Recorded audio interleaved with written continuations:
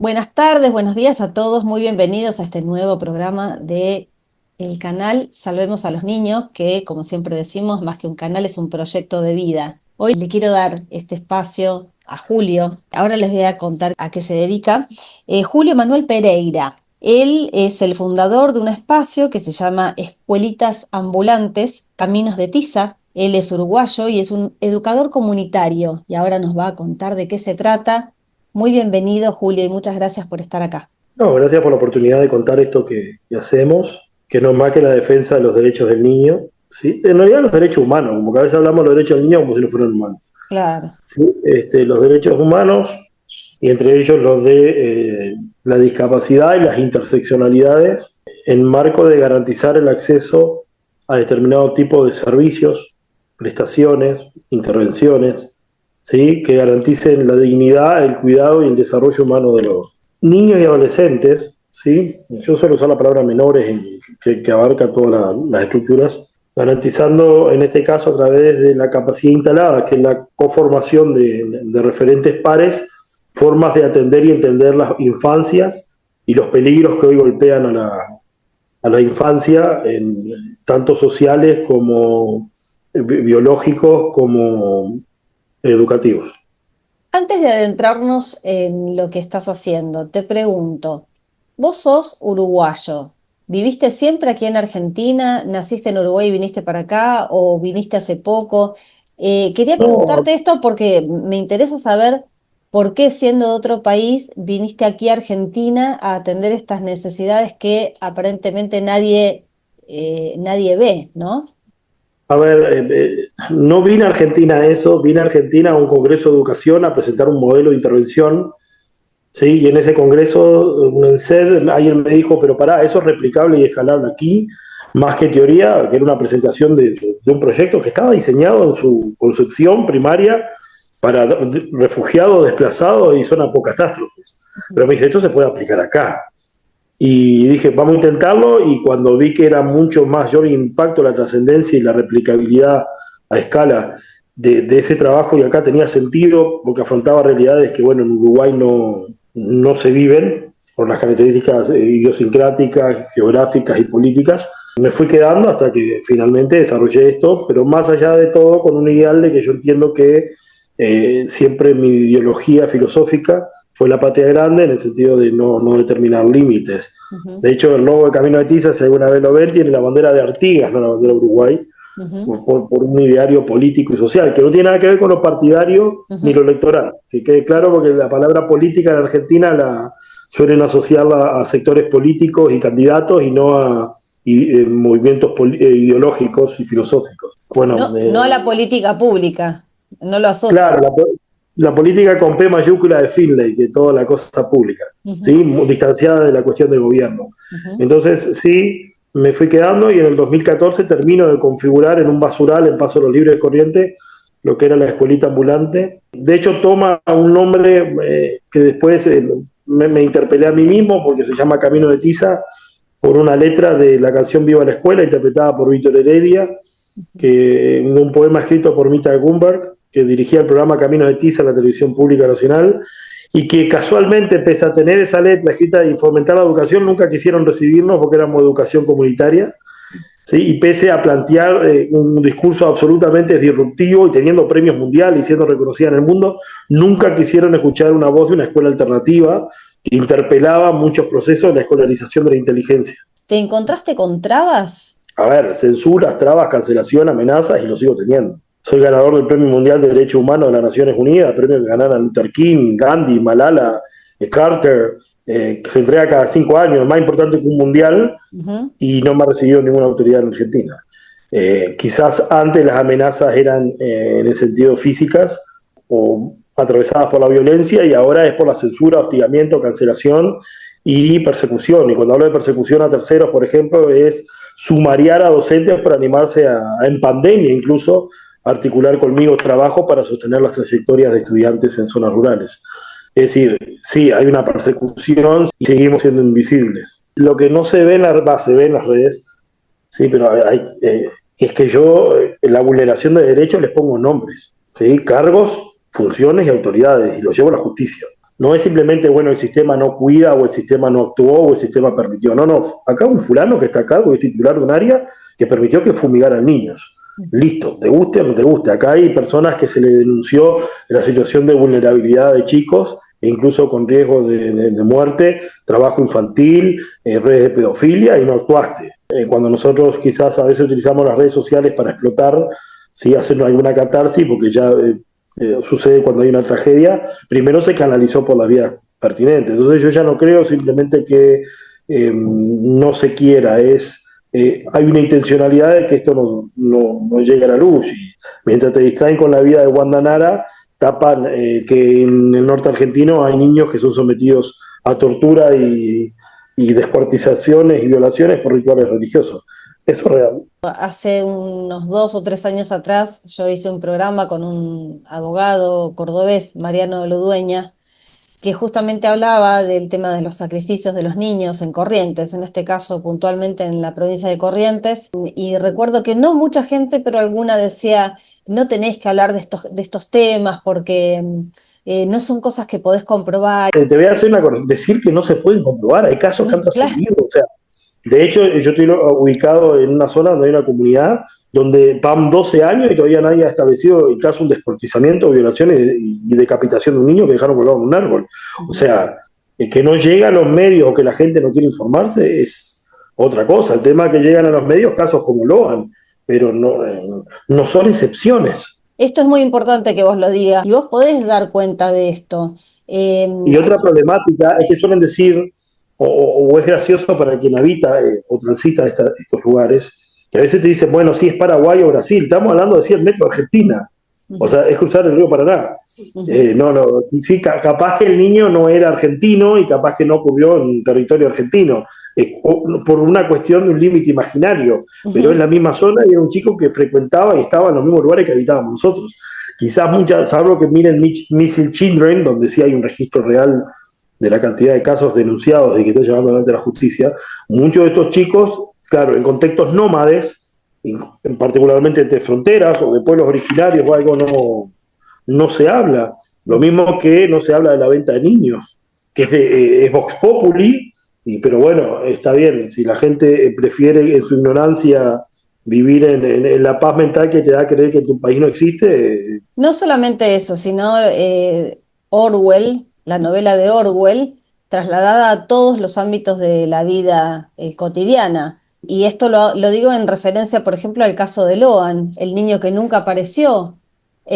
Hicieron una novela que duró más de un año, podríamos decir, una novela en la Con que... personajes nefastos y con un trato absolutamente ridículo de un tema tan sensible, Ujú. ¿sí? De hecho, han reconocido a gente que habla de esos temas, ¿sí? A veces me pregunto por qué hay gente que por hablar de temas o sostener realidades que son reales, recibe más reconocimiento que nosotros, que literalmente, para quien no nos conoce, y disculpame que si suena arrogancia, pero según el último informe y reglamento de las Naciones Unidas, rescatamos 700 niños. Y cuando digo 700 niños, es de jaulas, de gallineros, de no tener DNI, de no tener procesos, ningún tipo de intervención, ¿sí?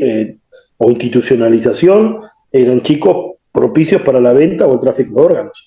O sea, reinstitucionalizar a un chico en Argentina implica una trayectoria, al menos, si no hay corrupción, clientelismo político, desidia o inoperancia, garantizar al menos las necesidades básicas. No es así, pero bueno, uno también se recuesta en que el Estado debería en estos casos ser el garante de derechos, más allá que responda a otros intereses.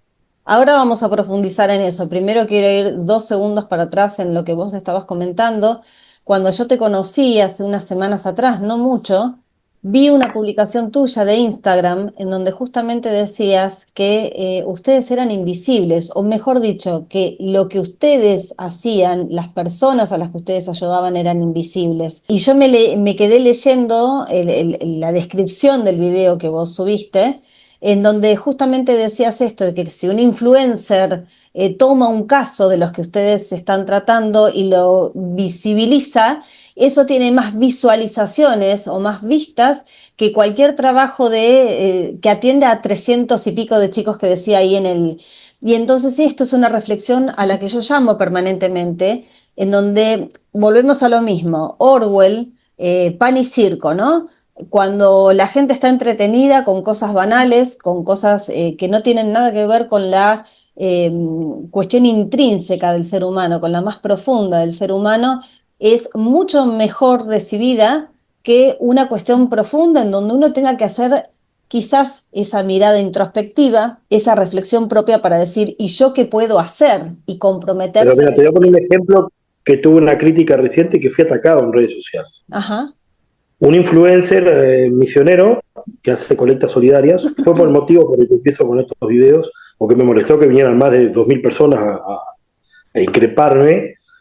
Sí, yo puse que habían expuesto un niño a través de una colecta, porque lo ligaron a la cara del niño públicamente con 70 millones de pesos y era como una novedad y era algo magnífico. Mirá, escuchame, nosotros trabajamos con 360 niños, creamos escuelas, perforaciones, órtesis, prótesis, apoyo alimentarios, becas, evitamos el embarazo infantil y todo, y nunca logramos ni 2 pesos, ni siquiera la visibilidad de eso. Me irritó que la gente, en vez de cuestionar mi postura, empezó a cuestionar mi trabajo. Entonces decían, el día que hagas un tercio, y ahí exploté, yo salí publicista con todo mi alexitimia cuesta y sin carga emocional. Mira, mi trabajo supera, o sea, el trabajo de ese influencer es es un grano en un elefante al lado de lo que nosotros hacemos, ¿sí? O sea, van 12 años, amenazas, censura, 7.000 chicos trabajados, construcción de escuelas, reinstitucionalización de chicos, bajado la mortalidad infantil, erradicado el embarazo adolescente. O sea, el tema que mucha gente habla de solidaridad, y nosotros no somos solidaridad, somos activistas denunciando. Esto es una forma de denuncia y protesta, de crítica social y de poner nombres, rostros, historias y lugares a situaciones que a veces, como están disfrazadas de números, ¿sí? Las personas no se sensibilizan ante ello. no, no, digo, qué importante esta diferenciación que acabas de marcar entre solidaridad y activismo. La solidaridad es algo que no cuesta. Digamos, si tenés dinero en el bolsillo, pones. El activismo necesita que te levantes de la silla y que actúes, que te comprometas, que hagas, que pienses, que busques la forma de, que son dos cosas completamente distintas. Un acto solidario, una campaña solidaria, puede cuanto mucho llevar el esfuerzo de tener que dedicarle tiempo a republicar en las redes sociales el pedido de ayuda. Ahora, ocuparse de hacer activismo y estar ahí para realmente solucionar lo que se ve que está mal es algo completamente distinto. También ha recibido críticas en esta hora de infancia por cuestionar la sobreexposición de un mediático que es un niño menor de edad y al moche. Eso mucha gente le interpelo, le digo, yo no estoy cuestionando al niño, es un niño, pero la sobreexposición a temas de alta sensibilidad pública y un chico que tiene un desconocimiento profundo, una ignorancia y no tiene cero formación, repite discursos elocuentes, de hecho no se permite ser interpelado, y si lo interpelaste van a decir que está atacando a un niño, no a un discurso, una hipocresía muy grande de la Argentina. O sea, lo llamás activista, pero no dejás que nosotros recibimos balazos, censuras, amenazas, tenemos que formarnos todo el tiempo, se nos exigen documentos todo el tiempo. A veces discuto con gente, y me pasa con otro influencer en el mundo del autismo, le digo, qué triste que conozca más a esa persona y no al autista que tiene premios mundiales en Argentina. Quiere decir que en realidad nunca te interesó este tema. Te interesa lo que se ve, ¿sí? Y O lo lo que que es, genera, porque no claro. interpela. Hay muchos Eso. que sabiendo realidades, ¿sí? De los trastornos alimentarios, los agrotóxicos, los agroquímicos. Bueno, lo hablamos en su momento del tema de las vacunas, Uh-huh. hablamos de temas que tienen que ver con las no prestaciones de servicio porque no hay prestadores, las obras sociales que no tienen ninguna funcionalidad en contextos indígenas, rurales, nómades. Claro, decir eso está mal porque también muchas veces es un sincericidio profesional, pero criticar a un gobierno, a un ente. Sí, mi ley no se va a bajar a discutir contigo. Yo denuncio a municipios donde el tipo vive conmigo, ¿sí? Te censuran en la calle, ¿sí? Uh-huh. No se animan a hablar de las provincias, hablan siempre de nación, claro, de un ente distante que no sabe ni que existes. Uh-huh. ¿Sí? A ti no te amenazan en tu casa, no te inventan causas judiciales. Entonces, eso no es activismo, eso es marketing. No en vano los medios nacionales que una vez hicieron una nota de nuestro trabajo lo han romantizado, han quitado la parte de denuncia y protesta y lo romantizan. Entonces me quiere quedar como un síndrome de Salvador, un héroe, cuando en realidad no importo yo, importa lo que estoy visibilizando. Eso destaco que tú dijiste que el texto no decía soy invisible o somos invisibles. Estas realidades Uh-huh. son invisibles para Argentina. ¿Sí? Sí. Porque eso no depende de mí. Hay gente haciendo cosas magníficas en Argentina, Patapila, ENASU, la entidad neutral de asistencia humanitaria que va a Salta e impenetrable. ¿Sí? Pero bueno, Y a diferencia de esos movimientos, ENASU no. ENASU ahora ha tomado un papel que yo comparto y difundo, que es, no, nosotros no venimos a tapar el agujero del Estado, tenemos que denunciar lo que están haciendo. Nosotros somos promotores de un chip subdérmico anticonceptivo en las chicas, para prevenir por violación, el embarazo no deseado, las consecuencias del aborto, pero estamos ahí, estamos educando y atendemos. No es simplemente meterle un desorganizador hormonal a alguien y nunca volver, con todos los problemas que pueda haber sin un seguimiento. ¿Sí? Entonces, no se trata de una castración química masiva, se trata de una mirada ideológica, política y filosófica a través de la educación sexual integral. Uh-huh. ¿Sí? Porque si no terminás creyendo que el método paliativo es el método resolutivo. Uh-huh. Y puede ser la problemática en sí mismo. Sí, ahí pobrecitas esas nenas con un chip subdérmico anticonceptivo que no deberían tener. La sociedad debería estar preparada de otra forma o deberíamos trabajar entre todos para hacer que la sociedad sea distinta y no llegar a eso, ¿no? Me quiero detener en esto que dijiste, la palabra romantizar, de alguna forma la desgracia, el dolor, la problemática, también es algo en lo que hago mucho hincapié, porque lo que pasa, y no es que pasa ahora, viene pasando desde siempre, que es parte de la ingeniería social, esto de romantizar lo que está mal, lo que duele, lo que hay que cambiar, lo que no debería ser de esta forma, porque por naturaleza te voy a poner no un es ejemplo así. Que me costó que casi me inmolaran. Durante la pandemia, donde escuelas tuvieron que venir a preguntarme a mí dónde estaban los chicos, se romantizó que hubiera docentes que llevaban la tarea a las casas de los chicos y viajaban al campo. Entonces yo dije alguna vez, y me escucharon, escúchame, el maestro va una vez por semana en una pandemia a llevar unas tareas a las casas de los chicos iban de lunes a viernes recorriendo esa misma trayectoria para ir a la escuela. O sos esquizofrénico en el sentido de lesi guattarí, no clínico, en lo social, o te está faltando un poco de coherencia epistémica o al menos de honestidad intelectual. Cuando a mí me vienen y me dicen, rescatate 700 niños, ¿sí? Que fue el número que manejó la ONU. Mira, yo me acuerdo solo de los 27 que se me murieron en el último año. Si no te vas a quedar en que el síndrome de Salvador, yo te estoy denunciando los que están muriendo, no te estoy diciendo que es mi trabajo. De hecho, Barkey,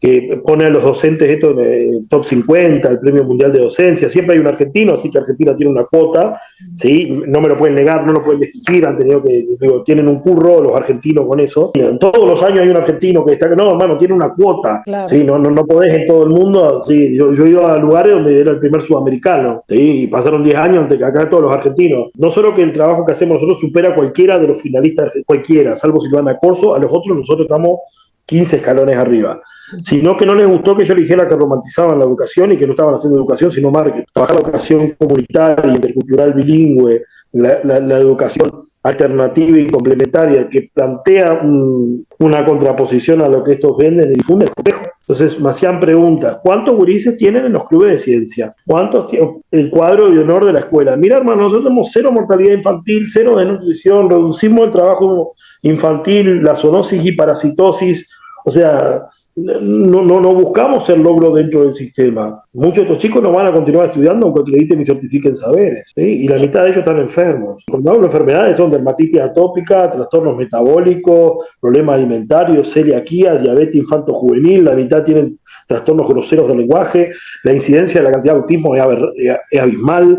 Entonces, desde ese lugar uno dice, de aquí a 10 años... Contémosle un poco a la gente de qué se trata lo que vos hacés para que puedan entender todo esto que acabas de explicar, que para mí es fulminante todo lo que acabas de decir y que espero que le despierte la conciencia o por lo menos el entendimiento a mucha gente. ¿Cómo se organiza tu trabajo? Bueno, ¿A dónde vas? El trabajo somos vos, la profesora de Educación Especial y estimuladora temprana Janina Rossi, que es una persona con discapacidad también, tiene hipoacusia y microtia, y quien le habla, que soy neuropsicoeducador, tengo otras formaciones. Nosotros tenemos 4 pilares. La educación paliativa, que es educar en los contextos de desplazados. Hay desplazados en Argentina por los agrotóxicos, los monocultivos, determinados tipos de zafra, los nómades, que son los trabajadores llamados golondrina, y las comunidades indígenas. La educación paliativa consiste en, desde una intervención pedagógica, darle herramientas de conocimiento, de información y metodologías e instrucción para atender problemáticas contextuales, desde cómo evitar electrocutarse, morirse por monóxido de carbono, prevenir el Chagas,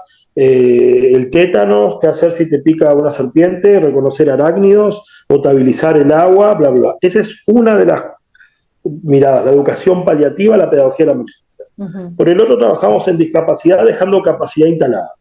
Es ujú, decir, en ese contexto lo que hacemos es instruir, educar, conformar a la familia en atender y entender el diagnóstico de sus hijos y las maneras de hacer integración sensorial, psicomotricidad, comunicación alternativa, usar sonda, nebulizadores, colchones antiescara, hacer bipedestación, prevenir vicios posicionales, cortarle las uñas, cómo cepillar dientes, etc. Esas serían dos miradas. La tercera es un censo y un observatorio permanente ujú. que nos permite ir registrando cuáles son las problemáticas e identificar líneas de causal. ¿Sí? De hecho, cuando hablan, muchas veces me preguntan, y creo que usted fue una, ¿por qué hay esta discapacidad? Bueno, agrotóxicos y agroquímicos, ¿sí? Incluyendo los pesticidas, sobre todo los químicos derivados del tabaco y la hierba. La endogamia, en Argentina hay endogamia, como también hay eugenesia, matan a niños con discapacidad. Ujú, ¿Sí? ¿No?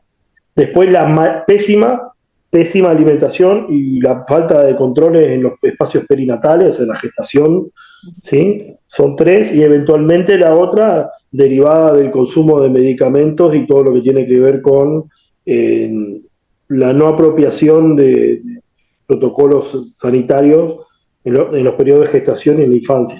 ¿Sí? ujú. Yo creo que hay una faltante muy grande de atender y entender desde la lactancia materna a los cuidados de higiene, hay mamás a las que nunca se le explicó que determinada alimentación puede desarrollar alergias, o cómo prevenir en un niño, un neonato, que no le den chisitos, que no Ujú. le den determinado tipo de alimentos con colorantes, estabilizadores, conservantes, y como la importancia no solo de la leche materna, sino también los cuidados que hay que tener a nivel de hidratación para que no me los intoxiquen a gaseosa. Eso también es educar, la conservación de los alimentos. Ujú, Entonces es bastante amplio lo que hacemos, sumado al ropero solidario, la biblioteca itinerante, bla, bla, bla. ujú. Entonces son cuatro pilares que nosotros entendemos que son primordiales a la hora de atender y entender las infancias en las interseccionalidades, discapacidad, pueblo originario, pobreza extrema y nomadismo. Bueno, hay algo que atraviesa todo eso, y lo mencionaste hace un ratito, que es como el factor, el denominador en común de todos los niños del planeta,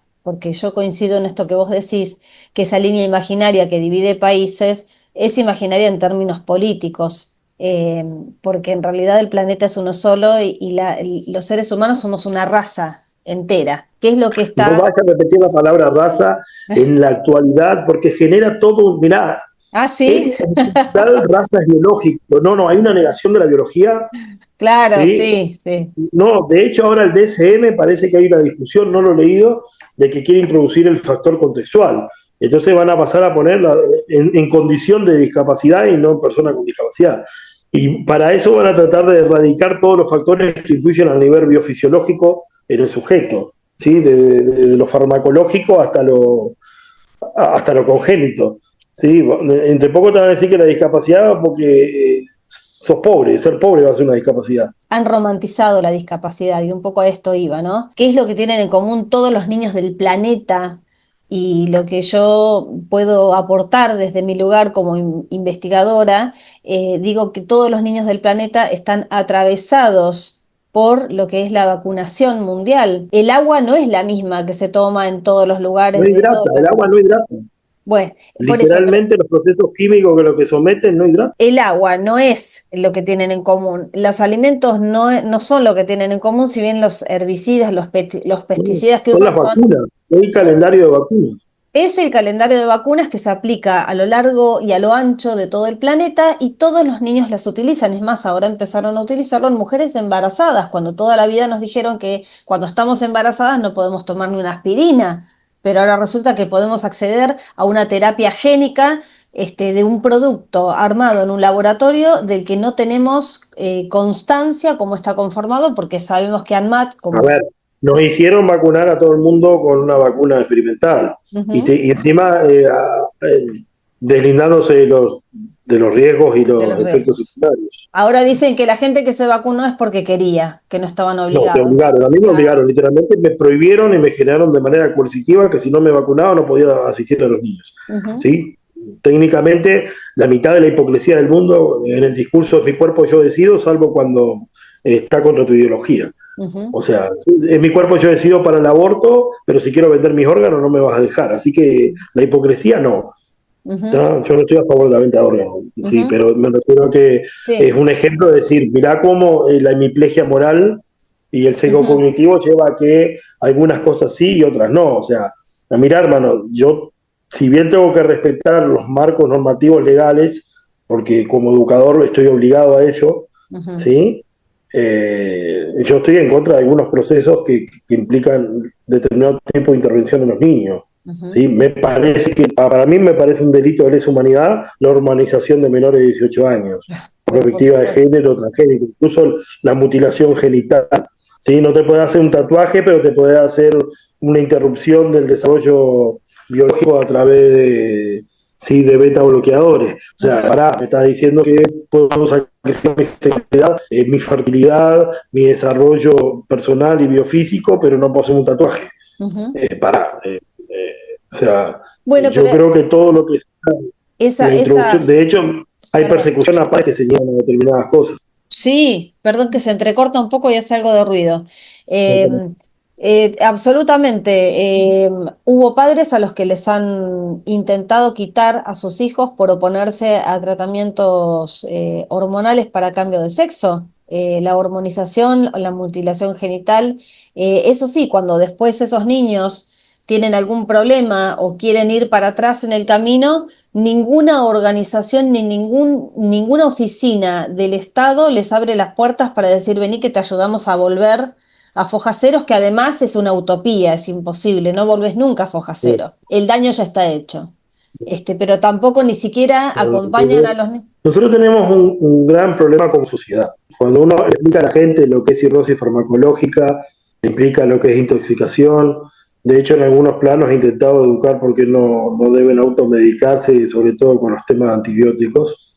Me ha pasado que, claro, tú vives en una sociedad que los medicamentos se compran en el kiosco. Ujú, ¿Sí? Que yo digo me duele la cabeza y cualquier vecina tiene en su cartera un medicamento, es decir, que ya no hay una planificación o una intervención clínica que también muchas veces se va para otro lado, directamente ya no, ni siquiera te oculta, no hay ni siquiera un reconocimiento tacto fisiológico o hay una intervención física para descartar algo, simplemente te miran y te recetan un medicamento. Y estamos hablando incluso hasta para temas que deberían ser tratamiento psicológico. Creo que la drogadicción, y lo voy a decir así, porque ahora tampoco tenés que decir las adicciones, el consumo problemático, o sea, el mucho bregué para decir Gregorio para la corrección política también viene que criamos consumiendo cosas. ujú. ¿Sí? No en vano hoy tengo niños menores de 12 años con diabetes infanto-juvenil.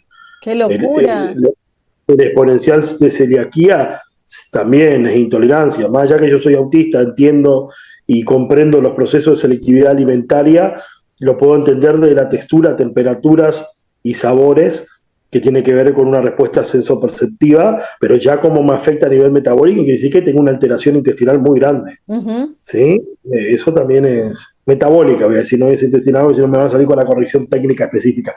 No ¿Sí? importa, mira, Julio, yo te convoco a que acá, por lo menos en este espacio, hables como quieras hablar, porque yo no no, a ver, formo parte de ese caldo social en donde nos dicen que una mujer embarazada hay que decirle persona gestante. Eso es una aberración.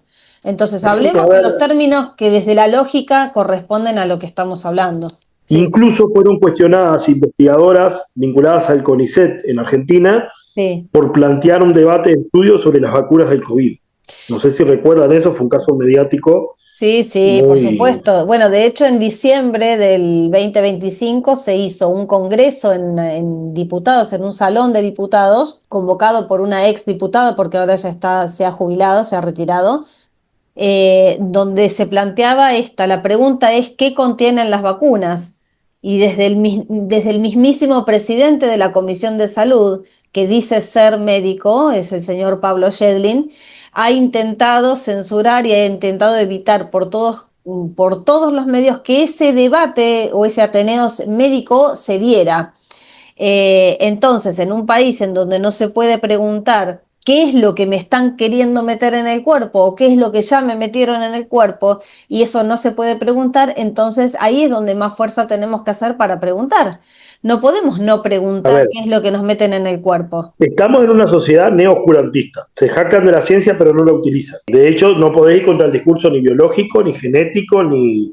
Sí, de hecho, te van a empezar a autopercibirse como niños y van a habilitar en ese discurso la pedofilia. Ujú. Así que, Ya lo hicieron. sí, como no lo he visto en Argentina, trato de no de hablar con propiedad, en el sentido de decir, hay cosas que se habilitan de un lado, pero no del otro, Ujú, ¿sí? Y la ciencia también siempre fue negocio y fue comercio. Esto es innegable, ¿sí? ujú, De hecho, si usted viaja 30 años en el tiempo, 35, los médicos salían fumando y recomendaban fumar.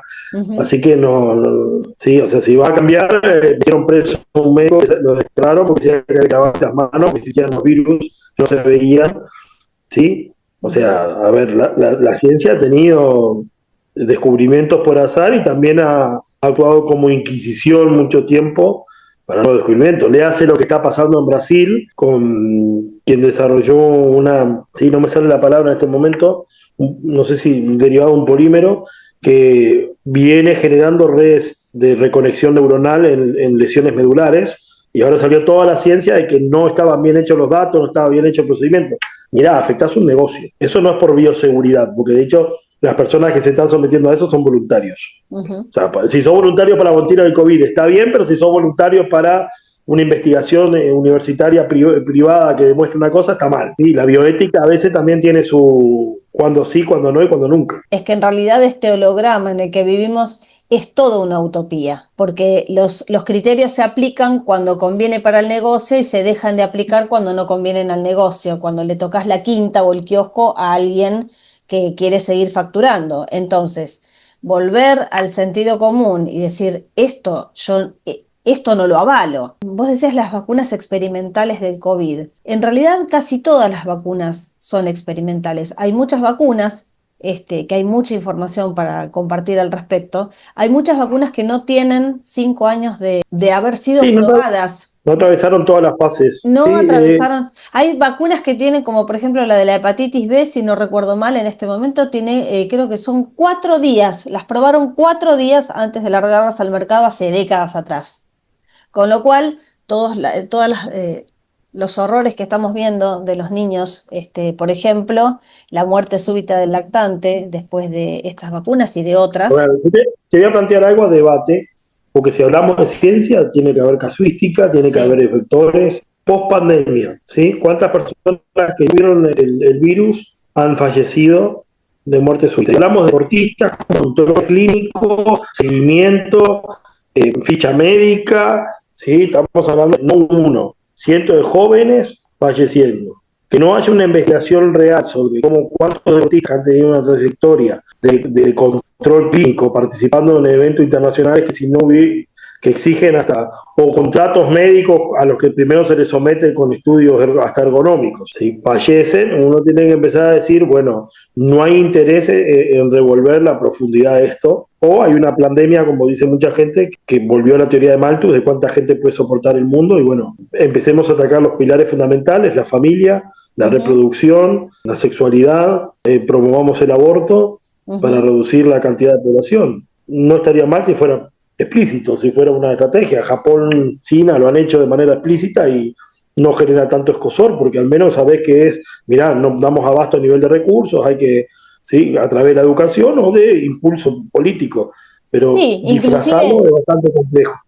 inclusive el que no quisiera participar de eso podría irse de país, ir a otro país en Exacto. donde, pero cuando vos bien dijiste recién, cuando es algo explícito, la gente tiene intacta su capacidad de decidir como ser humano libre que ha nacido. Ahora, cuando te lo meten por otro lado, cuando está camuflado y vos no sabés que sos parte de una estrategia eugenésica, es muy deshonesto, es imperdonable, nos convoca a un próximo Nuremberg, a un Nuremberg 2 y a rever y a replantearnos un montón de cosas. El tema de los agroquímicos, por ejemplo, cuando en los campos se rocían los alimentos con los agrotóxicos, que son disruptores endocrinos, que son cancerígenos, que traen un sinfín de problemas.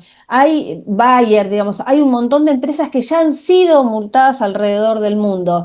Ponen plata, pagan la multa y siguen envenenándonos. ¿Qué hacemos nosotros? ¿Por qué no interpelamos estas cosas? ¿Por qué no ponemos esto en el banquillo de los acusados y decimos, basta, no lo queremos más? Nosotros tratamos de educar en alimentación, desde saber leer una etiqueta, que es la fecha de vencimiento, cuando tenés niños con algún problema a leer proteínas, a leer carbohidratos, te das cuenta que estamos mal educados en alimentación. Que usamos aceite vegetal con productos inflamatorios, el abuso del azúcar refinada, la harina 5 ceros, ultra refinada, con todo lo que eso afecta al metabolismo. Ojo, uno come, ya está, es parte de la idiosincrasia y aunque sepa que te está vendiendo, pero al menos uno es consciente. Es eso, el poder decidir. Date cuenta que hasta el discurso, hay discursos ideológicos que también afectan el desarrollo del consumo en toda su expresión. No ha mucho tiempo había gente que decía, no te da no sé qué matar un animal, ¿sí? Para defender lo vegano, ¿sí? O lo vegetariano. Y para quien conoce, habita el campo, sabe cuánto daño ecológico se hace para plantar una soja. Entonces tú decís, bueno, mientras a ti te preocupa que maté una vaca, tú mataste desde la serpiente, los mosquitos, los escarabajos, las liebres, los teros y todo lo que se producía, destruiste un hábitat para hacer leche de soja. La ignorancia habita o hay interés en defenderla. Por eso nosotros utilizamos la educación. Si bien no decimos qué hacer, enseñar sobre cuidados alimentarios, la prevención de enfermedades, de contagios. Habitamos lugares en el norte argentino que hay enfermedades endémicas y muchas de ellas posiblemente mortales, como la leishmania, ¿sí? Que la transmite de animales, del perro particularmente, la leishmaniasis, al humano trae un mosquito que se llama flebotomo. Sí, porque toda la gente se preocupa por el dengue, pero mirá, hay chikungunya también.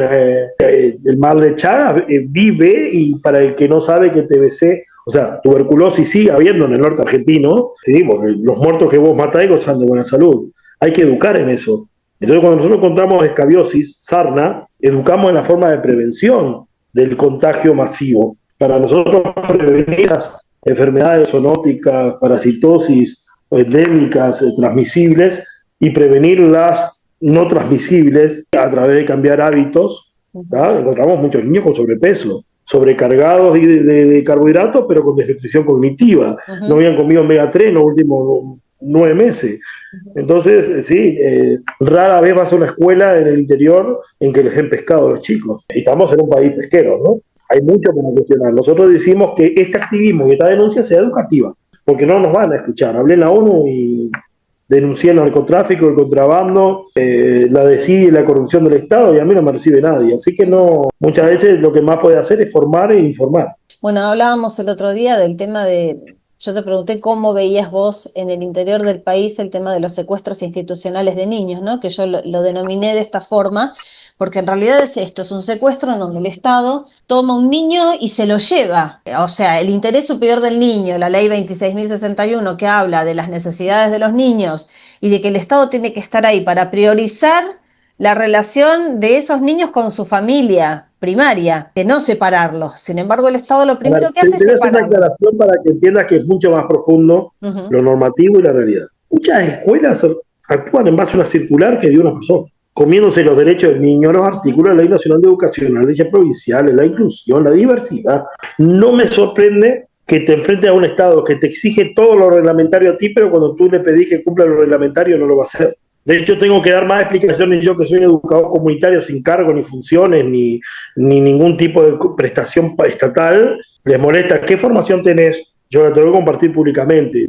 Tengo que compartir hasta que no tengo antecedentes penales. Se me exige a mí más explicaciones que lo que hago yo de manera pública, filmada para una estimulación oportuna, que lo que hace un médico en un hospital recetando determinados medicamentos de determinada empresa. ¿Sí? Entonces tú decís, escuchame, me jodé a mí y tenés gente armada en la calle que estudió 6 meses. Así que pará, vamos a cambiar esa mirada, porque si no la mirada es esta: el Estado ya no solo secuestra a chicos con discapacidad, permanentemente actúa ya no como coerción o un aparato de represión ideológica, actúa literalmente interviniendo en la educación y las decisiones parentales y familiares. Eso no solo violentar la Constitución, sino que es un Estado que está ausente para prevenir, pero está presente para sancionar. Para destruir, además. Bueno, te cuento algo con respecto a lo que vos estás diciendo. Hace poco, en diciembre también, hablé por teléfono a la legislatura de Córdoba, donde se iba a tratar ni más ni menos que un maravilloso proyecto, y lo digo por supuesto con sorna, del ministro de Educación, que propone multar a los padres, igual que hicieron en Mendoza, multar a los padres y creo que hasta inclusive meterlos presos si decidían no vacunar a sus hijos. Mirá vos qué estado tan bueno, ¿no? ¿Cómo te cuida? A mí no me preocupa que el Estado te obligue a vacunarte o a hacer un procedimiento. Me preocupa que no traiga la responsabilidad implícita de quien obligó a hacerlo. Es decir, yo me vacuno, pero si tengo un efecto secundario, tú vas a responder. Tú que hiciste el proyecto de ley, sos el primero en ser destituido y procesado. Cuando haya responsabilidad, sí, lineal, porque está bien, vienen el padre y lo acusan, pero cuando el padre dice, pero mi hijo tuvo un efecto secundario o un colateral, ¿sí? ¿Quién se hace responsable? No. No.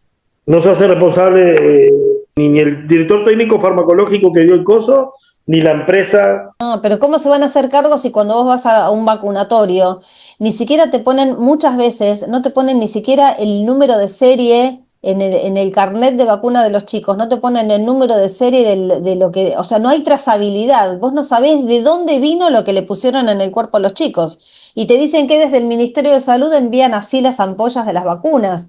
No, la enfermera no firma, simplemente ponen enfermería y un garabato así, no sabés qué enfermera aplicó. Es una barbaridad todo lo que estamos viendo, pero iba esto. Cuando llamo a la legislatura para ver a qué hora empezaba el evento, me atiende alguien, un secretario, alguien que estaba en la legislatura, y me pongo a hablar con él y me dice, pero yo no entiendo por qué ustedes no quieren que esto se trate. Le digo, no es que no queremos que esto se trate, nos parece una aberración que el Estado diga que van a meter presos a los padres por preservar la salud de sus hijos, no queriéndoles poner en el cuerpo a sus hijos algo que desconocen su origen, desconocen sus efectos adversos, el alcance a corto, mediano y largo plazo de lo que les puede pasar a los chicos. Entonces me dice, escucha esto, porque es lo que de verdad cree el Estado. Me dice, lo que pasa es que ustedes no entienden que sus hijos no les pertenecen, son del Estado. Pero esto que te dicen es el blanqueo de cómo fueron formados sistemáticamente todos los empleados del Estado en estas instancias para defender lo indefendible. Ellos creen y realmente lo creen, eso es lo peor, que los hijos no pertenecen a sus familias, no pertenecen a sus padres, no como objetos. Yo le respondría, camarada Stalin, lo he comprendido. Esta gente no debe tener ni idea de quién es Mengele. Pronúncialo como quiera porque cada vez lo tienes que entender más. Sí. Traté de no decirlo y vas tú y lo decís tú. No, pero digamos las cosas por su nombre. La gente se arranca las vestiduras hablando de Mengele y hacen estas cosas. Sí, pero para que hay nombres que no sé tú, porque tu espacio no voy a opinar, pero en el mío me han bloqueado las redes por decir algunas cosas. Literalmente me aparecen restricciones. Ah, sí, a mí me han borrado de YouTube la mitad de las entrevistas. Sí, pero no importa, no pasa nada. La información siempre llega. Una vez pedí un medicamento en una red social y me dijeron que violentaba las políticas comunitarias, no sé qué, por la promoción de drogas, no sé qué, y de repente te sale una campaña de cualquier otra cosa. Entonces, esto es cuestión de quién puede, no quien quiere. Nosotros educamos para prevenir esto. Ojo, para que queden claros, nosotros legalmente estamos obligados, y como Camino de Tiza es una propuesta educativa comunitaria, a hablar de la importancia de los anticuerpos, nosotros, de los tratamientos clínicos, ¿sí? Porque es muy importante, no todos los profesionales hacen negocio. Claro, sí, seguro. Es importante que lo mismo que el consumo de medicamentos, si bien nosotros podemos no estar de acuerdo y tenemos nuestros fundamentos profesionales, soy neuropsicoeducador, o sea, tampoco tengo varias formaciones, no voy a decir que no hay cosas que yo no haría, pero bueno, dentro del cuadro legal, una prescripción clínica médica, yo presuponer que no lo sigan adelante implicaría también un ejercicio ilegal de la medicina. Claro. Yo no soy quien para desautorizar un tratamiento aunque no esté de acuerdo, aunque efectivamente le diga a los padres, de hecho le suelo sugerir a los papás que yo le hago nota para cuando van a controles médicos, le pregunten específicamente, digo que muchas veces los profesionales su dinámica, en su vorágine, hacen 2 o 3 preguntas y ya hacen un diagnóstico y me mandan a la casa. Van por un dolor de cabeza, no dice evento neurológico, quédate ahí, en el hospital le dicen, si te mandan a la casa, el tipo volviendo a la casa. No sé si es desidia, inoperancia, corrupción o directamente la formación profesional para la médica. Ya no sé si no hay interés o literalmente están expidiendo títulos en las universidades de salud. Bueno, Son cosas distintas formarse para mí. Que en Estados Unidos hace poco, este año, se hizo una denuncia a través de la cual 5 damnificados, 5 padres que habían perdido a sus hijos, más Children's Health Defense, que es la organización o la fundación de Robert Kennedy, a través de la cual lo que hicieron fue denunciar el crimen organizado a la Asociación Americana de Pediatría por sus conflictos de intereses entre el ejercicio de la medicina y sus ingresos a través de las farmacéuticas por prescribir sistemáticamente medicamentos y vacunas comprobados ni que fueran efectivos, eficaces, seguros y que no le explicaran a las familias cuáles eran los posibles efectos adversos que podrían sufrir. Uno de los problemas base que Camino de Tiza propone y entiende como pilar ético es el consentimiento informado. A eso quería ¿Sí? ir. De hecho, cuando Sí. nosotros exponemos nuestras prácticas de manera pública es para que cualquier profesional o cualquier persona pueda interpelarlas, cuestionarlas, sugerir, corregir o aportar. Tiene que ver con la transparencia no solo individual, sino pública. Así como firmamos el permiso para el uso de imagen cuando compartimos determinado tipo de estrategia del menor, también se acuerda por qué se está haciendo esa intervención, cuál es el objetivo y cuál es lo que tenemos que desarrollar y cuáles son las posibles consecuencias negativas si es que existe. O El sea que consentimiento informado es bioética. Ustedes instruyen a la gente, les dan a conocer la existencia de la ley del consentimiento informado, no solamente la aplican, sino que además se la dan a conocer a la gente. Exacto, porque muchos nos encontramos que en muchas realidades, muchos chicos habían tenido una visita a un solo profesional en toda su trayectoria y no tenían una segunda opinión, una segunda palabra, ni siquiera una alternativa. Muchos chicos que fueron a cirugía eran innecesarias, muchos partos que fueron por cesárea, tú decías, ¿por qué? ¿Qué negocio hay con la cesárea? Uno muy grande. Dejar llevar a una persona al extremo de programar una cesárea meses antes. Sin saber si es necesario. Es súper interesante todo esto que vos estás contando, porque si no parece que esto queda circunscripto a las grandes ciudades y en realidad vos estás hablando de lugares recónditos, de lugares a donde las cámaras de televisión no van, a donde los periodistas no van, a donde los fotógrafos no van. Parece que se tienen que ir a África para retratar la desgracia, el fracaso como seres humanos en el que nos hemos convertido por no levantar la vista de nuestro ombligo a tiempo y evitar que estas cosas pasen. No digo que todo lo podemos evitar, pero digo que no estamos lo suficientemente atentos para que cuando algo pasa, tener las herramientas o por lo menos la voluntad de frenarlo o revertirlo. Han rescatado niños en jaulas y quiero que la gente escuche esto, que después lo ven en una película en donde se romantiza el tráfico de niños y no ven que el problema es que los niños llegaron adentro de una jaula a través de todo un proceso, de toda una red de trata de niños que los metió en esa jaula. En buena hora que Julio o quien sea rescate a esos chicos, los libere, pero hay un problema mucho más profundo. El tema es que muchas veces la excusa de que ese chico está así es farmacológica o es clínica. Para excusar la situación de vulneración de derechos o una segunda intención, te dicen que están en esas condiciones porque no sabían qué hacer, era violento, estaba con un trastorno, tenía crisis. Entonces la mejor manera es, tú no sabes cuál es realmente la trayectoria de por qué terminó ahí. ¿Sí? Porque en padres analfabetos con pobreza cultural, ¿sí? Muchos discursos, ¿sí? No es que un padre siempre entregue a un hijo. Muchas veces confía, deposita en profesionales, instituciones que no son ajenas a ser parte de estas estructuras, ¿sí? O son cómplices o son parte, ¿sí? O son inoperantes, cualquiera de las tres son importantes. Entonces, eso es real, y en muchos de esos casos nosotros lo compartimos en las redes. Si bien cuidamos la identidad del sujeto y esas cosas, hay que mostrar eso. Sí, que pasa, que es algo tangible. Por eso digo, la romantización que hace, aleja la realidad de las personas. Porque cuando se romantiza, queda como en un ideal, queda flotando ahí, como en la idea de que algo pasa. Pero cuando vos ves en vivo y en directo, en carne y hueso, que es una realidad que está pasando y que es una locura, la romantización tiene que ir retrocediendo y tenemos que pasar a la acción. Bueno, a ver, ¿qué hacemos para que esto no pase? ¿Querés agregar algo más del trabajo que ustedes hacen, de las cosas que han encontrado, de las situaciones que han vivido, de las amenazas que han tenido, de las persecuciones que han tenido? El problema es visibilizar la mercantilización de la salud, sobre todo de la discapacidad, la infantilización y la asexuación son problemas, porque interpela también a profesionales con nombre y apellido y que en el interior, en algunos lugares remotos, son un negocio específico.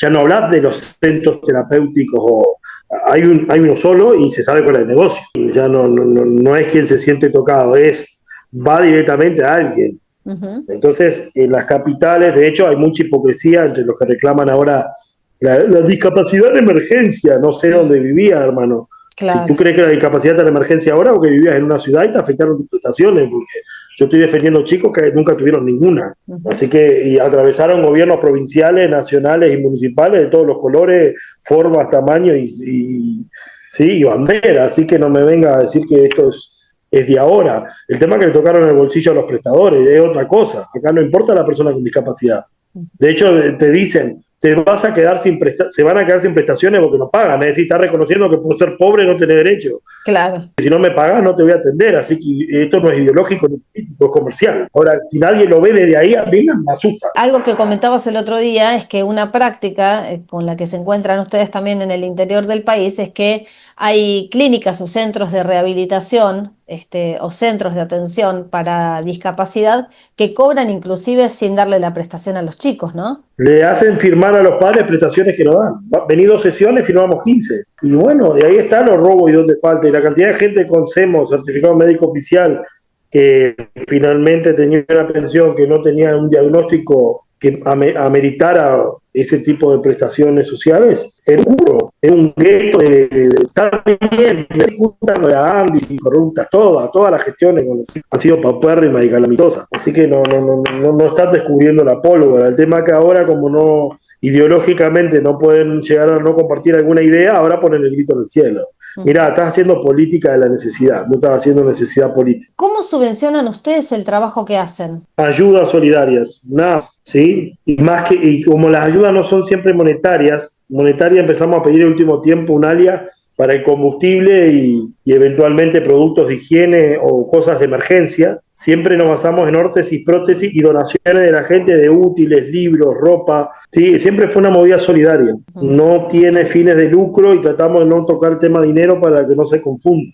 Uh-huh. Últimamente, sí es verdad, acabo de poner mi alias, estamos aceptando ayuda porque el combustible se me hizo cuesta arriba. Ayer tuvimos que también, tenemos chicos con EPOF, enfermedades poco frecuentes, y hacerle los traslados y los estudios genéticos y cuando los padres permanecen en hospitales tiene costos y nosotros los auxiliamos transitoriamente. Uh-huh. Así que gracias a gente que nos ha ayudado estos días, hemos podido, no sé, ayudar a Alan y esas cuestiones. Así que también, vamos a ser realistas, necesitamos apoyo. Se terminó la época sui generis porque yo perdí el trabajo que tenía más estable, porque esta vida te implica no poder arrancar para las 8 horas. Y bueno, ya con mi sueldo, no es un sueldo, las changas que hago, lo que me estaba entrando a través de talleres, conferencias y esas cuestiones, ya no podía pagar el alquiler, la luz, el agua y más el combustible, más lo que hago camino de tiza. Entonces sí, estamos aceptando apoyo, pero por 11 años y medio solo recibimos materiales. ¿El Estado no los asiste de ninguna manera con ningún subsidio para paliar nada? No queremos tampoco, porque si yo acepto del pero Estado, después quedo preso de él. quiero preguntarte si existe la posibilidad de que haya personas en las provincias donde ustedes van, donde van a asistir a los chicos, si pueden sumarse profesionales que puedan ayudarlos a ustedes en la tarea que hacen. No porque las veces que intentamos no entienden dónde vamos, qué hay que hacer, cómo se vive, y joden con la higiene, con el teléfono, si tenés hijos no podés hacer esto, Claro. listo, porque a veces te vas 2 días y tenés que quedar 9, porque si creció el arroyo, listo, no hay luz, y si sos traumado con la higiene de lavarte, que el sudor perdiste, porque hay lugares que vamos que desperdiciar el agua, el lavarte, es un delito de lesa humanidad. Claro. O sea, no. Y después nos ha costado mucho que la gente se despoje de su ideología. Sí, van a hacer política o van por la foto. Encima sacan imágenes que muchas veces rompen los convenios que nosotros tenemos o el cuidado del interés superior del niño. No. Ayúdenlo como nos ayudan algunos profesionales a la distancia, asesorándonos. No sé, un abogado nos asesora en los marcos normativos. Tengo un epidemiólogo como el doctor Rubén Sosa que nos da toda la información, a través de imagen y todo coordina. Tenemos al odontopediatra Ramón Blanco que me asesora, me acompaña. Yo le mando imágenes y todo y me explica todo, da los diagnósticos para llevarlo a los centros de atención primaria o los traslados a los hospitales.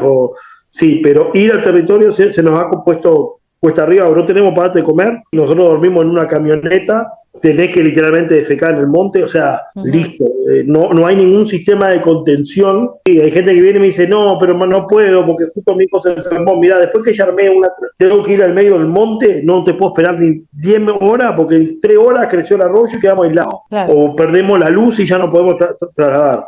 Entonces, cada vez que sumamos voluntarios ha sido un desastre. Pero sí, por ejemplo, se pueden sumar voluntarios hacia la distancia, como vos decís, ¿no? Para estar ahí cuando haya alguna consulta puntual específica para hacer, en la que cada profesional de repente pueda atender y ustedes puedan consultar lo que necesiten en tal caso y ellos estén ahí como online. Eso sí, o en la ciudad, que me donen un turno médico. Doname un turno en una ciudad. Me escribí y me decís, mirá, soy de Pirarajá, una ciudad. Bueno, yo de ahí cerca sé que tengo gente en el norte argentino o en el sur que necesita un turno clínico gratis o que le hagan un estudio gratis. Doname eso. Por eso, armar estas redes es súper importante para que ustedes el trabajo que hacen no sea de tan a destajo, ¿no? Porque hay cosas que se pueden delegar siempre y cuando uno tenga una red en donde delegarlos. Podríamos hacer esta convocatoria de todos los profesionales que a medida que ustedes van recorriendo las provincias, sepamos que ellos están ahí disponibles para atender una consulta gratuita, para hacer un estudio gratuito o para hacer estas cosas. Exacto. Y además el alias que vos agregaste, que también lo voy a escribir abajo, después en la descripción, pero por favor decilo. Profe Julio Pereira. Pereira con Y como es mi nombre. Todo junto, ya te digo, sin puntos. Ese tipo sí porque es viable, porque hay gente que no. Sí, profe Julio Pereira, todo junto. Mucha gente, me ha pasado en Argentina, muy extrañamente, no maneja las distancias ni las dimensiones. Y nosotros solemos hacer a veces 17 horas para ir a ver un solo chico. Bueno, muchas gracias por la nota, por esta oportunidad de compartir lo que hacemos. No, por favor, este espacio, que como dije cuando empezamos, es un proyecto de vida que intenta darle visibilidad, voz y oportunidad a todas las temáticas que están lastimando a los niños a lo largo y a lo ancho del mundo, no solamente en Argentina, y en la medida en la que no sabemos que las cosas pasan, no podemos ni llevarlas a un estado de conciencia tal que nos permita accionar, ni correr nuestro propio velo egocéntrico para levantar la vista del celular y dejar de mirar las redes sociales y empezar a mirar la realidad que de verdad duele muchísimo, porque estamos viendo que la gente sigue adormecida, cada vez más hundida en las redes sociales y en los medios masivos de desinformación, en lugar de apagar todo y salir a la vida. Julio, te quiero agradecer profundamente, pero de una manera visceral, digamos, no un agradecimiento social o hipócrita, sino desde mis entrañas quiero agradecerte que hayas atendido a tu llamado vocacional de una manera tan comprometida, tan consciente y tan amorosa a todo esto que estás haciendo. Bueno, muchas gracias por valorar y respetar nuestro trabajo. Gracias a ustedes, Julio. Estamos en contacto y, por supuesto, el canal queda abierto para cualquier caso que ustedes necesiten difundir, para el que se necesiten conseguir cosas específicas, convocando a la sociedad y a quien quiera colaborar. Dale, muchas gracias. Gracias, Julio. Bueno, ahí se nos cortó la comunicación con Julio. Está en la Patagonia, hay muchísimo viento en este momento y se cortaba bastante la comunicación. Quería cerrar con esto. Salvemos a los niños. Gracias. Es un educador uruguayo, es fundador de la Escuelita Ambulante Caminos de Tiza, un proyecto pedagógico itinerante que desarrolla educación de emergencia en comunidades rurales, interculturales y de extrema vulnerabilidad, trabajando con personas con discapacidad fuera del sistema educativo mediante metodologías propias de bajo costo y replicables. Su labor ha sido reconocida internacionalmente con el Premio de Derechos Humanos de las Naciones Unidas en 2023, el Global Education Awards en Malasia en 2025 y el Premio Iberoamericano de Educación Educación Intercultural Bartomeu Meliá de la Organización de Estados Iberoamericanos por su labor con comunidades indígenas para abordar la diversidad funcional desde una pedagogía de la emergencia.